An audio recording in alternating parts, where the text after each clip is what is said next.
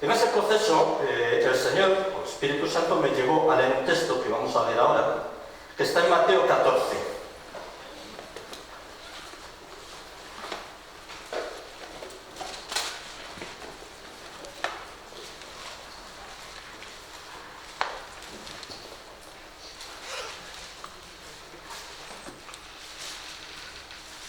Versículo 22.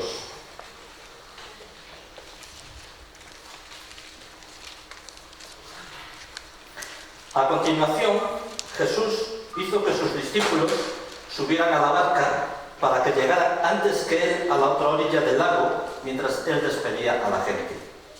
Después de despedirla, subió al monte para orar a solas y todavía seguía él allí solo al llegar la noche. Entretanto, la barca ya estaba muy lejos de la tierra y las olas la azotaban con violencia, pues el viento les era contrario. En las últimas horas de la noche, Jesús se dirigió a ellos andando sobre el lago. Cuando los discípulos lo vieron caminar sobre el lago, se asustaron, creyeron que era un fantasma y llenos de miedo se pusieron a gritar. Pero enseguida Jesús se dirigió a ellos diciendo: «Tranquilizaos, soy yo, no tengáis miedo». Jesús contestó: «Señor, si eres tú, manda que yo vaya hasta ti caminando sobre el agua». De todas maneras, igual estaba luego toda. «Señor, si eres tú, manda que yo vaya hasta ti caminando sobre el agua». Jesús le dijo: «Ven». Pedro saltó de la barca y echó a andar sobre el agua para ir hacia Jesús. Pero al sentir la violencia del viento, se asustó y como vio que comenzaba a hundirse, gritó: «Señor, sálvame». Jesús, tendiéndole enseguida la mano, lo sujetó y le dijo: «Qué débil es tu fe, ¿por qué has dudado?». Luego, subiendo a la barca, y el viento cesó. Y los que estaban a bordo se postraron ante Jesús exclamando: «Verdaderamente, tú eres el Hijo de Dios».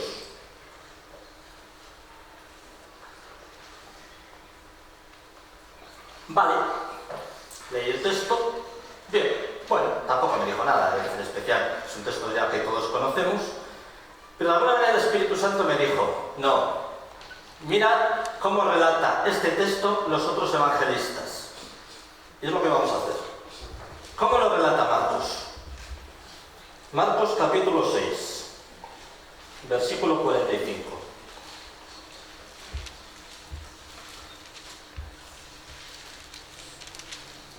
A continuación, Jesús hizo que sus discípulos subieran a la barca para que llegaran antes que él a la otra orilla del lago, frente a Betsaida, mientras él despedía a la gente.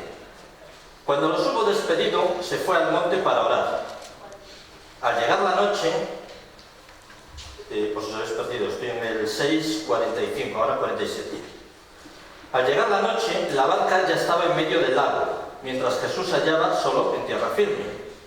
Ya en las últimas horas de la noche, viendo que estaban casi agotados de remar, porque el viento les era contrario, Jesús se dirigió hacia ellos andando sobre el lago y haciendo ademán de pasar del lago. Cuando ellos lo vieron caminar sobre el lago, creyeron que era un fantasma y se pusieron a gritar. Todos lo vieron y se asustaron, pero Jesús les habló enseguida diciendo: «Tranquilizaos, soy yo, no tengáis miedo». Luego subió a la barca con ellos y el viento cesó. Ellos no salían de su asombro, pues no habían comprendido lo sucedido con los panes y aún tenían la mente embotada. ¿Habéis notado la diferencia entre un relato y el otro? Sois observadores, ¿eh? Falta el relato de Pedro andando sobre el agua. ¿Qué nos dice Juan? Juan capítulo 6, versículo 16.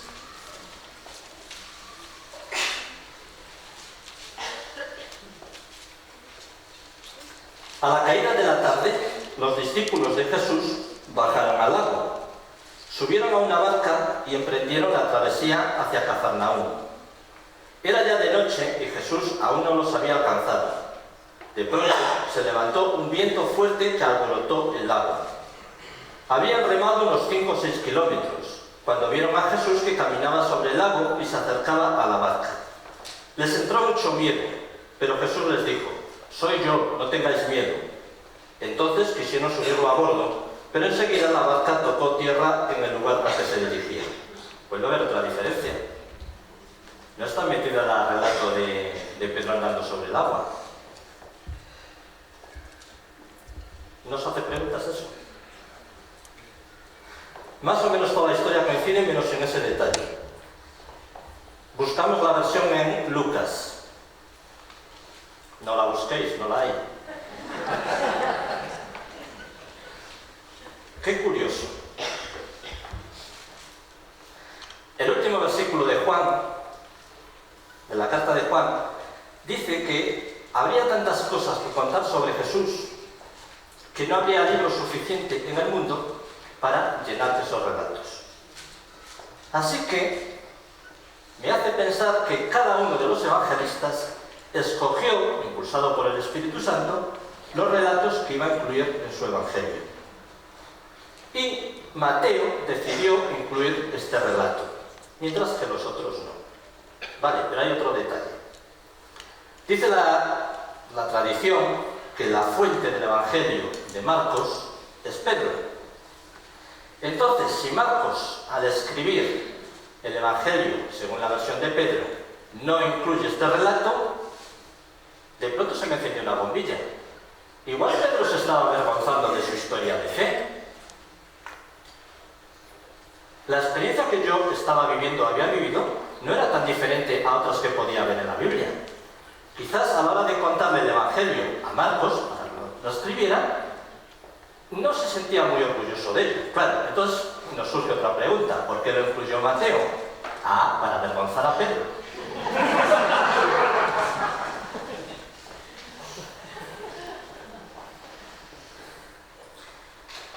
Hablamos de fe. Luego vamos a volver a este texto de Mateo. Pero si hablamos de fe, tenemos que irnos a la carta de Hebreos. Vamos a ver una serie de elementos que están en la carta de Hebreos, hablando de la fe, y que luego vamos a ver que también están en el relato de Pedro. Hebreos capítulo 11. La fe es garantía de las cosas que esperamos y certeza de las realidades que no vemos. Por ella obtuvieron nuestros mayores la aprobación de Dios. Por la fe comprendemos que el universo ha sido modelado por la palabra de Dios, de modo que lo visible tiene su origen en lo invisible. Por la fe, Abel ofreció a Dios un sacrificio más valioso que el de Caín. Por ella fue proclamado justo al dar Dios testimonio a favor de sus ofrendas. Y por su fe, aunque fuera muerto, sigue hablando todavía. Etcétera, sigue relatando historias de fe, de personajes. Vamos a saltar al versículo 31. Lo salto no por no leerlo, sino porque os lo sabéis todos de que está relatando héroes de fe. Versículo 31 dice: por la fe, Rahab, la prostituta que había dispensado una amistosa acogida a los exploradores israelitas, no pereció junto con los incrédulos. ¿Por qué me paro en esta heroína de fe?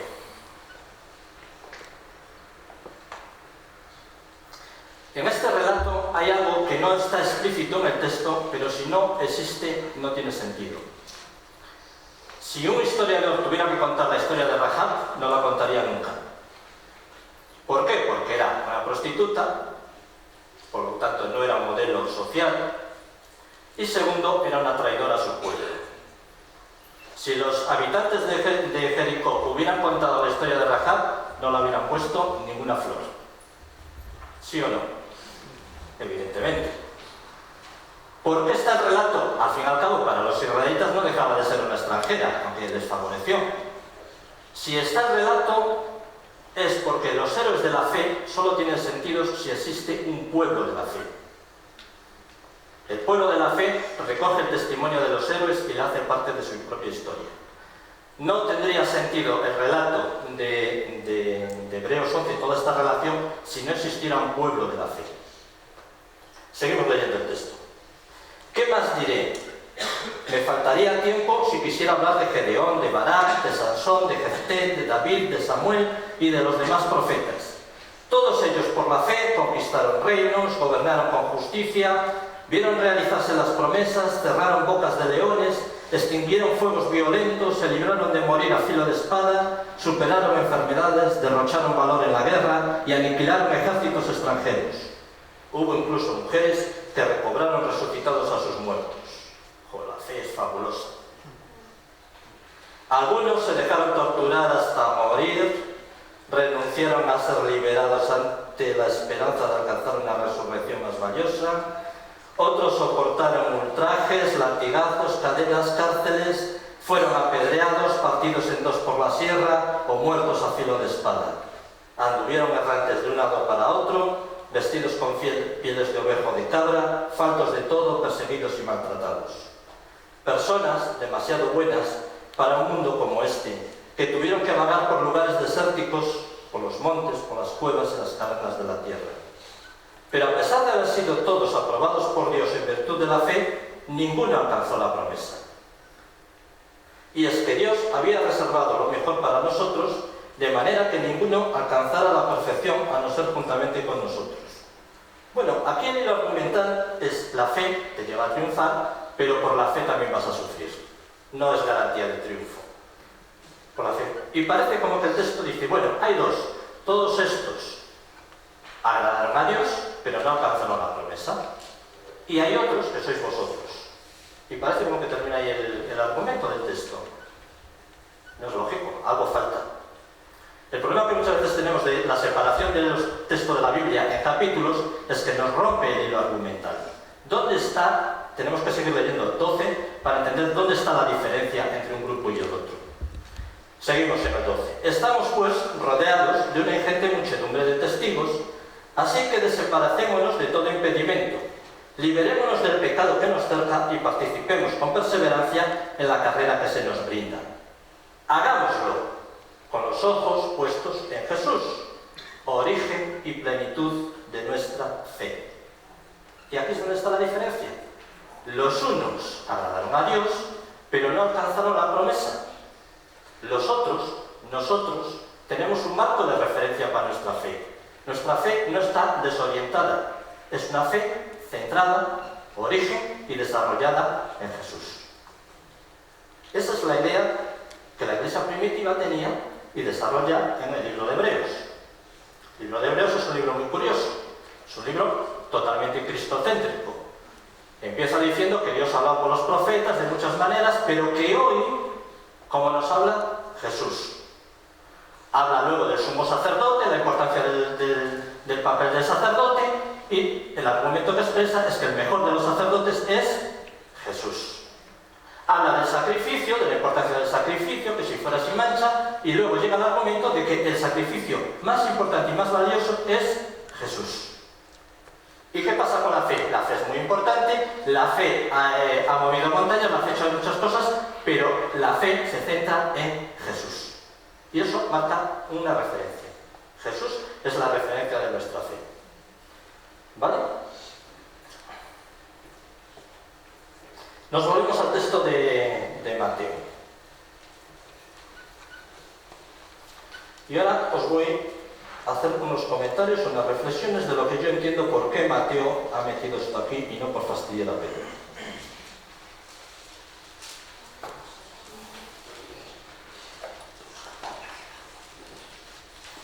Mateo es un evangelista muy didáctico. Si leéis el Evangelio, está muy estructurado. Tiene bloques de enseñanza sobre lo que Jesús enseñaba, bloques de enseñanza sobre lo que Jesús hacía, y los va combinando en función de diferentes temáticas y tal. En la iglesia primitiva hay referencias de que en muchas iglesias primitivas el Evangelio de Mateo se utilizaba para enseñar a los nuevos lo que era el Evangelio, por lo didáctico que era. Así que, teniendo en cuenta que también había sido un publicano y que sabía cuadrar las cuentas, lo que en el debe y en el haber, pues la lógica de contar la historia de Jesús no deja de reflejar su naturaleza y su carácter. Así que pienso que Mateo metió este texto de una manera didáctica, formaba parte de la enseñanza a la iglesia primitiva. El primero de las cosas que vemos es, o que resaltaría, es que cuando se acerca Jesús a la barca, Pedro le dice: Señor, si eres tú, manda que yo vaya hasta ti caminando sobre el agua. Y Jesús le responde, ven. Pedro dice, manda. Jesús dice, ven. La fe es un resultado de la obediencia. Primera idea que quiero dejar ahí. Si Jesús no te llama, ¿para qué te metes?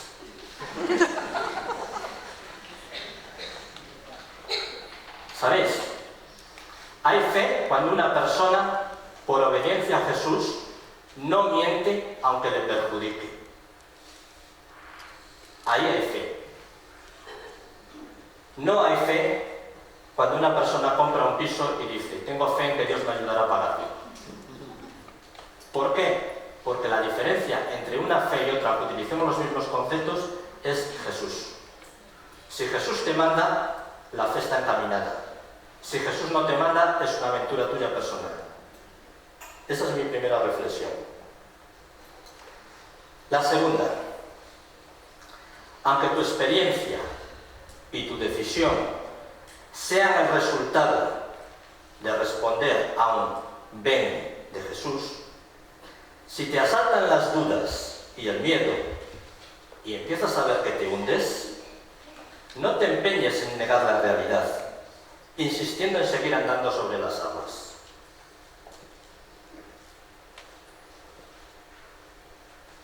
Jesús me dice, ven, pero si la realidad que estoy viviendo no responde a esas expectativas, no tengo que seguir insistiendo. ¿Vale? Esa es mi segunda reflexión del texto. La tercera, si eso ocurriera, lo que toca es pedir ayuda a Jesús. Y resulta que Él te trae de vuelta a la barca.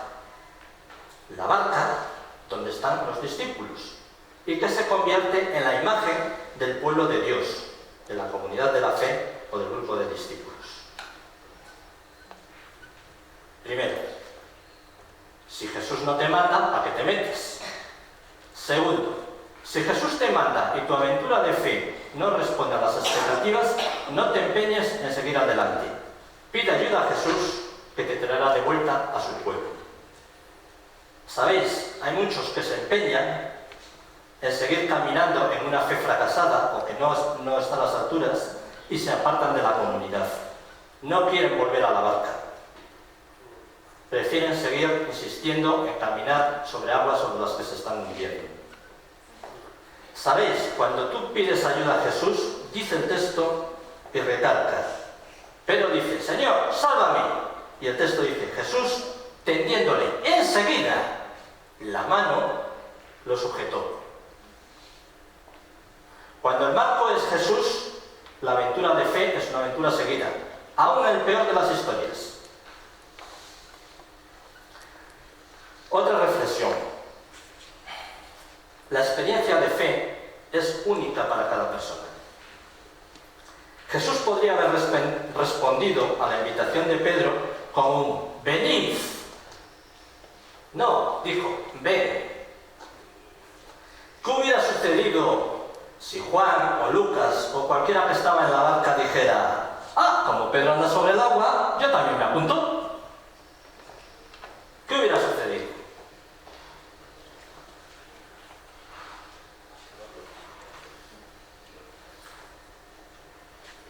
Por último, creo que Mateo incluyó la historia de Pedro porque, a pesar de ser una historia de falta de fe, es una historia de fe y obediencia. Y necesita y merece ser reconocida. No por haber tenido poca fe existe una excusa para crecer en ella. Y un ejemplo de ello es la vida de Pedro. Si la vida de Pedro, por este fracaso en su historia de fe, hubiera terminado ahí, no hubiéramos tenido parte de lo que tenemos en el Evangelio. Mi reflexión es, esta mañana, animaros a experimentar aventuras de fe personales, por obediencia a Jesús, sea cual sean las circunstancias. Y tener la humildad de que si las cosas no funcionan como esperabas, no pasa nada, irás creciendo y irás aprendiendo. Esto es lo que quería compartir con vosotros esta mañana. Amén.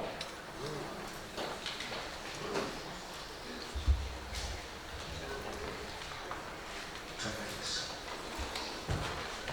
Es curioso el personaje de Pedro, porque aparece varias veces en una situación de estas de aparente fracaso, pero que en realidad demuestra que era alguien dispuesto a experimentar. Y eso muchas veces nos falta. Pedro también, cuando prendieron a Jesús, dice que todos le abandonaron, pero Pedro le siguió de lejos. Y luego tenemos ese relato cuando le niega 3 veces. Sí, lo negó, pero por lo menos Pedro se quedó allí y estuvo viendo a ver qué pasaba. Los demás no sabemos absolutamente nada. Luego, de hecho, nos cuenta Pablo este episodio cuando Pedro estaba con los gentiles, hasta que llegaron los judíos, y entonces ya no se juntaba con los gentiles, iba solo con los judíos, y Pablo le llama la atención. Pero ¿cuántos judíos de los recién convertidos jamás en su vida se juntaron con los gentiles? Por lo menos Pedro lo intentó, se arriesgó, aunque luego no sabía muy bien qué hacer. Pero vemos en Hechos 15 que hubo que hacer una reunión porque muchos recién convertidos que formaban parte del pueblo judío querían que los nuevos convertidos cumplieran la ley como lo estaban haciendo ellos. Y eso quiere decir que Pedro por lo menos se arriesgó a salir de ese entorno, aunque luego lo hacía mal, pero por lo menos lo hizo. Y por eso aparece estas 3 veces, me he acordado mientras hablaba Daniel, 3 veces aparentemente que lo estaba haciendo mal, pero en realidad lo estaba haciendo bien, porque se estaba arriesgando. Y eso es lo que muchas veces nos falta como creyentes, el riesgo. Muchas gracias, Dani, muy ilustrado. Vamos a orar.